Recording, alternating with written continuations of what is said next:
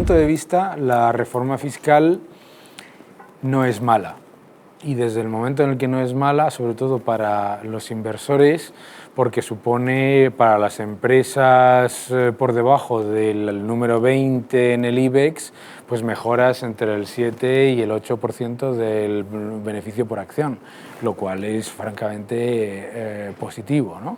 Es negativo para las grandes empresas industriales que se han deducido muchas actividades por fondo de comercio, por inversiones internacionales o por pérdidas, pero el impacto negativo no es enorme. Entonces, en media, para las empresas, desde luego, es positivo. Y desde luego, yo sí veo que puede haber un impacto positivo en el consumo, que es muy importante aumentar la renta disponible de las clases medias y bajas. El efecto sobre el consumo que va a tener, estos efectos bolsillo generan miniciclos, que la verdad es que son muy buenos para en estos momentos de salida de la situación, apuntalarla, ¿no? Y yo creo que también muy importante que se hayan fijado en el sector financiero, los han dejado fuera de esa bajada de tipo impositivo, precisamente porque tienen mucho crédito fiscal que meter en su cuenta de resultados en los próximos años y realmente pues también me parece un detalle importante, ¿no? y muy bueno. Por hablar de algún número, lo que nosotros hemos calculado más o menos pues como un 0,6, un 0,7% de impacto positivo en el PIB. La duda es en qué medida va a afectar a la recaudación tributaria, pero bueno, la idea es que en la misma medida que cuando subieron impuestos al final recaudamos menos porque la actividad económica era peor y el multiplicador fue negativo de la reforma fiscal anterior, por decirlo así, de la subida de impuestos anterior, ahora podría ser al revés, es decir, no necesariamente tiene que empeorar la recaudación, ¿no? Y por el lado de lo que comentabas de impacto en vehículos de ahorro o previsión social, bueno, pues está claro que a lo que siempre se dice de si se va a fomentar el ahorro a largo plazo, en particular a través de planes de pensiones, pues no ha sido la reforma que podría decirse positiva en ese sentido. La parte negativa o por la parte donde hay más incertidumbres es realmente qué impacto puede tener esto para seguir cumpliendo con los objetivos de déficit, ¿no? Nosotros ahí pensamos que algo de impacto tiene que tener obviamente en términos de recaudación y probablemente la clave en esa formación de los ingresos menos los gastos, pues probablemente la clave sea el potencial impacto que tenga a largo plazo en la creación de empleo y, por lo tanto, en el número de cotizantes a la Seguridad Social, ¿no? La reforma fiscal, que era algo que es positivo, como habéis dicho, por el tema de consumo, yo creo que viene sin haber hecho todos los deberes que se deberían haber hecho. Es decir, que el Gobierno, durante este periodo de crisis y periodo de transición, subió impuestos para aumentar la recaudación, pero no ha acometido la reforma estructural que se necesitaba, que era gran parte de la administración pública, e intentar reducir los sobrecostes y las redundancias que hay ahí. Con lo cual ahora mismo se vuelve para atrás algo sin haber mejorado, por decirlo de alguna forma, la base. Es decir, que seguimos con los mismos costes y la misma base de costes. Yo creo que ha sido una oportunidad perdida en ese aspecto de este ciclo que tenían pues mayorías para haber acometido. Es una reestructuración, yo creo que sobre todo de la administración pública y territorial y municipal. Es obvio que hasta ahora es una noticia muy importante en la prensa española, pero en mercados yo creo que nadie descuenta nada de un cambio en España, ¿no?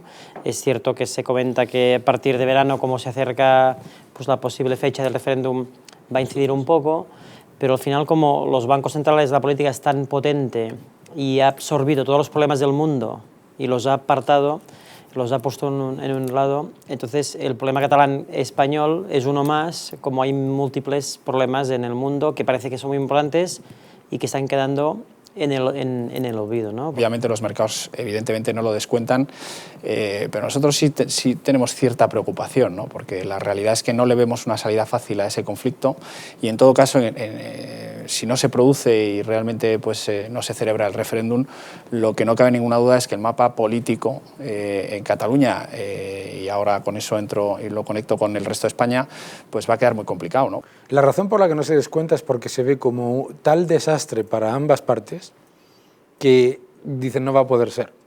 Y como además, y a lo mejor equivocadamente, se está analizando a la vez el proceso escocés, que están viendo que los escoceses pues se están dando cuenta, el 48% está en contra de la secesión, las empresas están diciendo que sería un desastre, etcétera, pues asumen probablemente incorrectamente que en España vamos a ser igualmente civilizados y vamos a tomar ese mismo nivel de análisis profundo de las implicaciones económicas.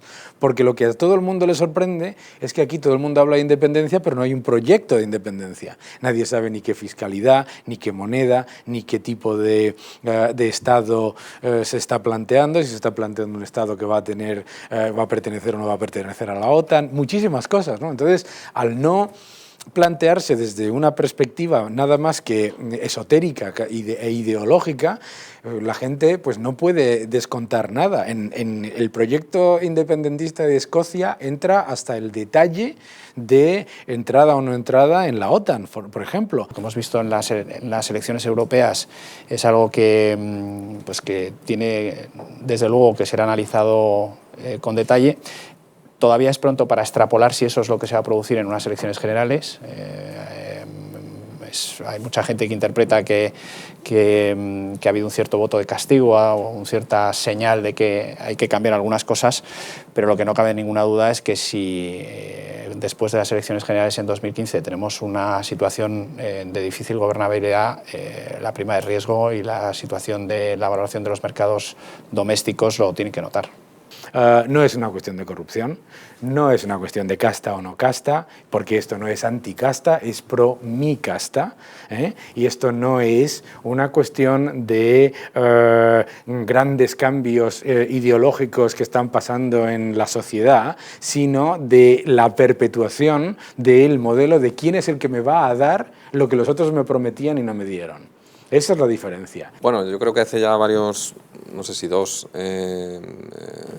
roundtables de estos, comentábamos el gran interés que había, por nuestro lado lo veíamos, de inversores extranjeros en activos españoles, en capital riesgo, en inmobiliario, o sea, pero había una auténtica obsesión por entrar en activos españoles una vez que se había descontado que ya no nos íbamos a salir del euro y que, bueno, y que estaban los precios absolutamente tirados comparados con los de los homólogos europeos o con mercados un poco más estables, ¿no?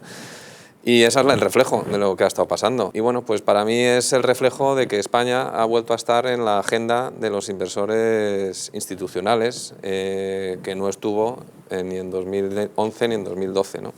Y empezó a hacerlo en 2013.